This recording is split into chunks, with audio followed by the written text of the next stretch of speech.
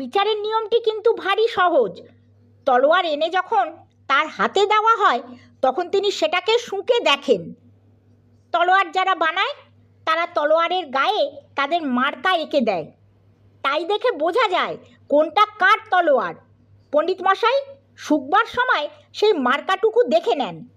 যাদের উপর তিনি খুব খুশি থাকেন, যারা তাকে টাকা পয়সা দেয় আর খাইয়ে দাইয়ে তোয়াজ করে, তাদের তলোয়ার দেখলেই তিনি নেড়ে ছেড়ে টিপে টুপে বলেন, খাসা তলোয়ার, দিব্যি তলোয়ার, 1000 টাকা দামের তলোয়ার। আর যাদের উপর তিনি চটা, তাকে ঘুষ দেয় না, খাতিরও করে না, তাদের তলোয়ার যত ভালোই হন না কেন, তার কাছে পার পাবার জো নেই। সেগুলো হাতে পড়লেই তিনি অমনি একটু শুকেই নাক সিটকিয়ে বলে ওঠেন, অতি বিচ্ছিরি, অতি বিচ্ছিরি, তলোয়ার তো নয়, যেন কাস্তে গড়েছে। এমনি করে কত ভালো ভালো কারিগর কত চমৎকার তলোয়ার বানিয়ে আনে, কিন্তু বিচারের গুণে তারা 2 টাকাও দাম পায় না।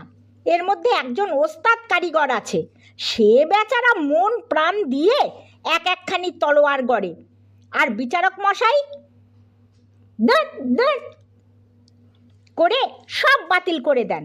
এই রকম হতে হতে শেষটা কারিগর গেল খেপে। একদিন সে করলো কি, একখানে তলোয়ার বানিয়ে তার গায়ে বেশ করে লঙ্কার গুঁড়ো মাখিয়ে অশিলক্ষণ পণ্ডিতের কাছে এনে হাজির করলো। পণ্ডিত নিতান্ত তাচ্ছিল্য করে, আবার কি গড়ে আনলি দেখি, বলে যেমনই তাতে নাক ঠেকিয়ে শুঁকতে গেছেন, অমনি লঙ্কার গুঁড়ো নাকে ঢুকতেই করে এক বিকট হাঁচি, আর সেই সঙ্গে তলোয়ারের আগায় ঘ্যাচ করে নাক কেটে 2 খান। চারদিকে হইচই পড়ে গেল। জয় আন রে, কবিরাজ ডাক রে। ততক্ষণে তলোয়ারওয়ালা লম্বা লম্বা পা ফেলে তার বাড়ি পর্যন্ত পিটটান দিয়েছে।